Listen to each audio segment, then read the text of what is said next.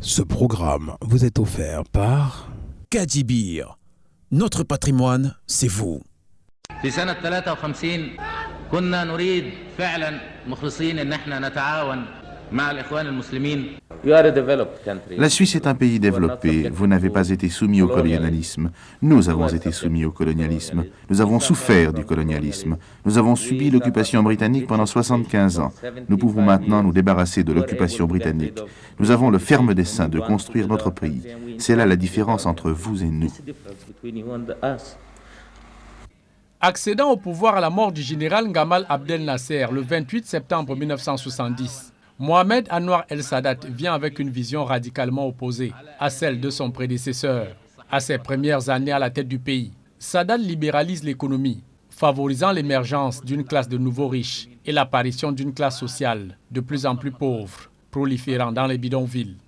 Militaire dans l'âme, Sadat, avec son allié historique Hafez el-Assad de la Syrie, déclenche la guerre de Yom Kippour avec détermination de récupérer le Sinaï, perdu en 1967 dans la guerre de 6 jours contre Israël. Dépassé par la force de frappe de l'armée israélienne Tzahal, les Américains, principaux alliés de l'État hébreu, et les Russes, partenaires stratégiques des Égyptiens, négocient un cessez-le-feu. Mais Sadat en sort grand perdant sur le plan militaire et territorial, même s'il a montré en quelques jours de combat que l'armée israélienne est bien vulnérable. Beaucoup comme vous, on se... En 1977, il est le tout premier dirigeant arabe à fouler la terre d'Israël. Rencontrant le premier ministre Menahem Begin, Sadat signe avec le premier ministre Menahem Begin les accords de Camp David le 17 septembre 1978. Ce premier traité de paix israélo-égyptien, sous la médiation politique intérieure, le pouvoir de Sadat est de plus en plus autocratique. Atteignant son apogée en septembre 1981, le Raïs fait arrêter 1600 personnes. Communistes, islamistes, féministes, enseignants d'université, journalistes et surtout des milliers de partisans de son prédécesseur sont emprisonnés. La tension sociopolitique est attentement populaire généralisée. Des membres de l'armée du djihad islamique égyptien, proches des frères musulmans, signent son arrêt de mort. Sadat est assassiné le 6 octobre 1981 au cours de cette parade militaire. Simulant une panne devant la tribune présidentielle, le lieutenant Khalid Islambouli descend d'un camion et se dirige vers le président. À confusion, le vice qui muselle la presse réprime les libertés politiques et individuelles, atteignant le point culminant en 1986. Une révolte éclate au mois de mars, en pleine arrivée des délégations des 7 pays participant à la 15e phase finale de la Coupe d'Afrique des Nations de football. Nous sommes arrivés en 1986 alors qu'il y avait un mouvement de révolte politiquement en Égypte. Donc la circulation n'était pas d'abord facile. Même comme ils avaient maîtrisé l'action des revendicateurs là-bas, on trouvait tout un parking de voitures calcinées. Ça faisait peur parce qu'il y avait trop de bruit. Ce climat de tension sociopolitique sourit mal aux pharaons d'Égypte qui démarrent le tournoi devant leur public sur une défaite d'1-0 face aux Lions de la Teranga du Sénégal en match d'ouverture le 7 mars 1986.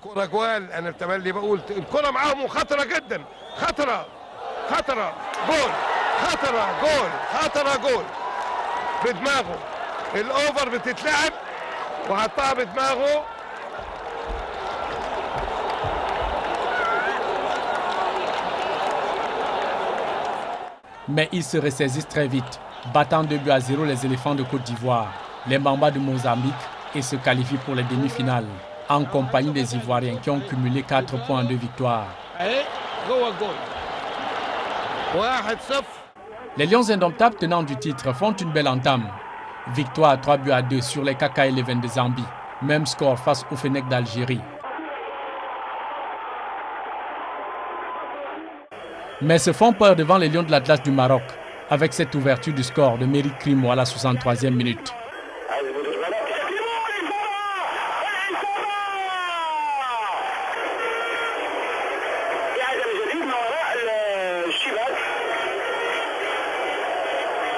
L'élimination presque consommée pour le Cameroun.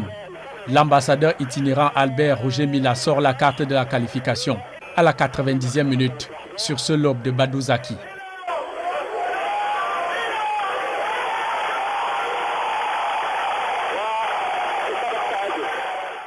On s'est en sortie belle avec, je crois, le Maroc, avec ce but d'excellence Roger Mila à la dernière minute, pour égaliser, parce que quand on perdait le match, nous étions écartés. Il y a donc Excellence qui vient nous sauver avec une pioche à la dernière minute. Et ça nous a qualifiés. Le 17 mars 1986, les Lions indomptables qui ont esquivé l'équipe du pays organisateur dans ces demi-finales se débarrassent 1-0 des plus gros éléphants d'Afrique. Score identique pour les pharaons de Magdi Abdelghani et ses coéquipiers face aux Lions du Maroc. Le pays retrouve la finale 24 ans après la dernière disputée et perdue face à l'Éthiopie en 1962.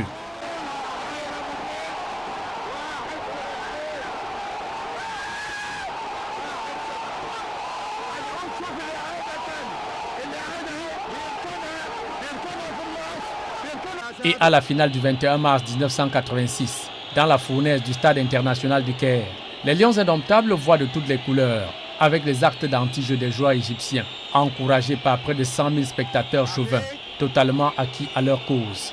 En 120 minutes d'enfer, les Lions indomptables tiennent leur pari, mais échouent à la séance fatidique des tirs au but, plus que palpitante pour le peuple égyptien.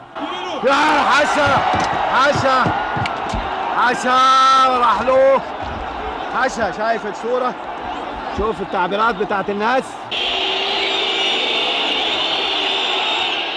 حطها على يمينه النتيجة 1-1. À la deuxième série de pénaltys, le coup de patte d'André Kanabiyik heurte le montant gauche et les pharaons sont à nouveau champions d'Afrique.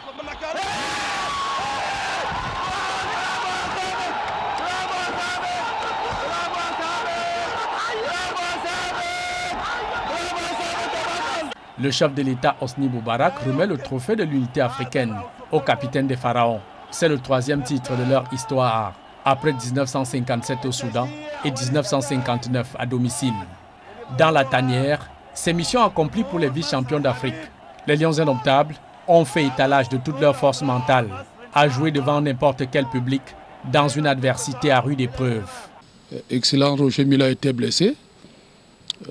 Il a suivi des soins rapidement en Europe avec un avion spécial est revenu, donc il a évolué avec une cuisse bandée. Nous avions également le jeune Oumarou, paix à son âme, qui allait vite. On a perdu au tir au but. C'était pas facile pour nous d'avaler et le gouvernement, le ministère a pris sa responsabilité d'envoyer un avion spécial pour nous ramener juste après le match. Et donc comme ça, après la finale, on a embarqué pour atterrir rapidement au Cameroun à Yaoundé. Je crois que...